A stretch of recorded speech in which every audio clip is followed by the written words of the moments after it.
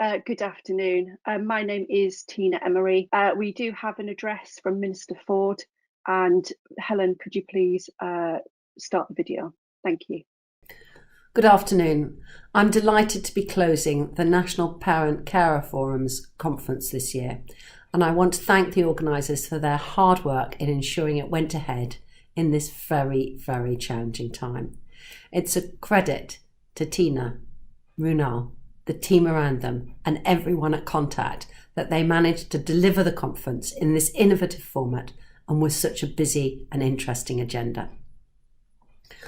I want to start by acknowledging what everybody listening today knows, that life for families raising children with special educational needs and disabilities could be hard before, but COVID-19 has been particularly tough for children and young people with SEND and their families. The fact that forums are made up of volunteers using their precious spare time to improve the response to the pandemic, both locally and nationally, is hugely admirable. I'd like to thank each and every one of you involved. It's been my main concern this year to ensure children and young people with SEND have been at the heart of our response to the pandemic. And as part of this, it's been a priority for me to talk to parent carers directly. I'm so grateful for the time that the NNPCF has given to gather and share your views with me, and for the feedback you've delivered to me directly. You've told us what is and what isn't working, and we've been able to use that to change and improve.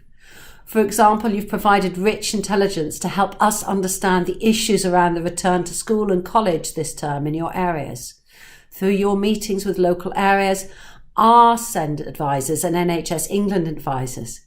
And I look forward to continuing to work with you to support children and young people with SEND and their families at this time and beyond.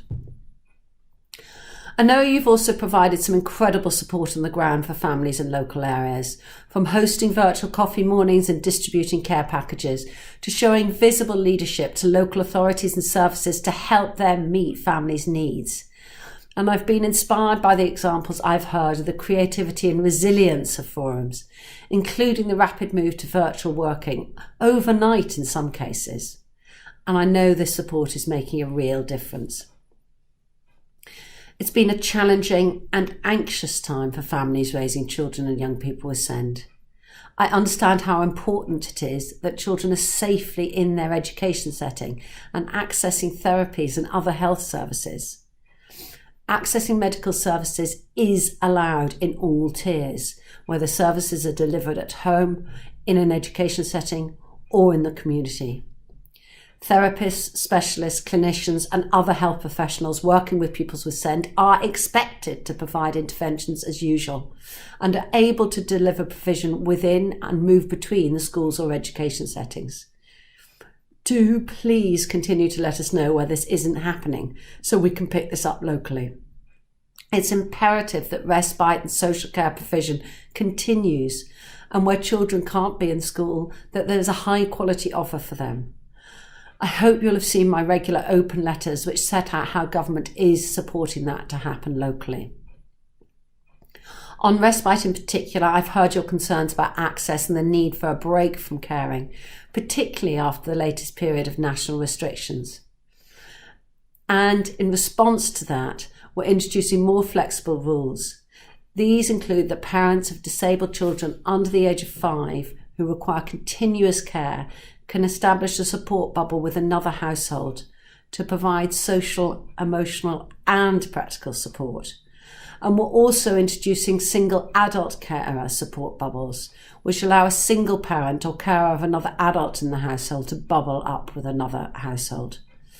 This applies to a single parent carer of a disabled young person who lives with them. And this is in addition to the continued access to respite at all tiers of control, alongside childcare and single-parent household support bubbles. I'm mindful, though, of the impact the pandemic has had and will continue to have on you as volunteers in being able to deliver your work and operate strategically.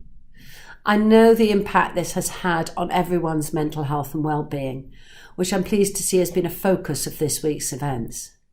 In these circumstances, I hope you're all taking care of yourselves and each other as best as you can do right now.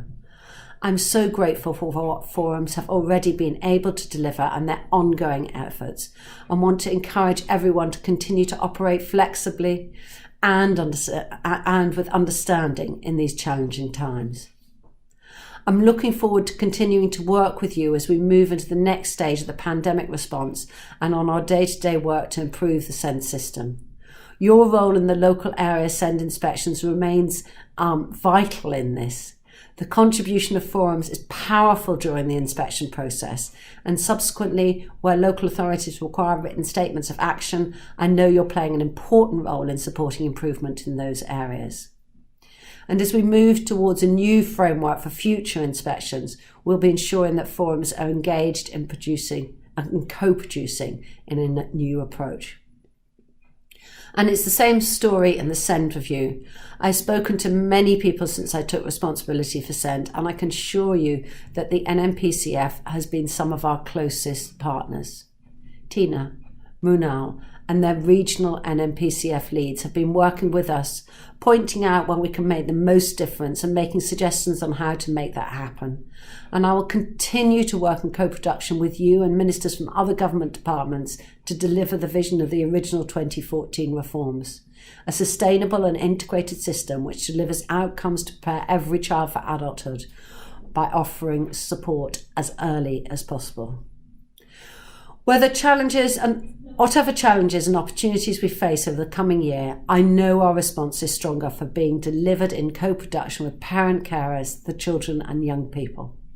I'm looking forward to continuing to working together to ensure we're securing the best outcomes for children and young people.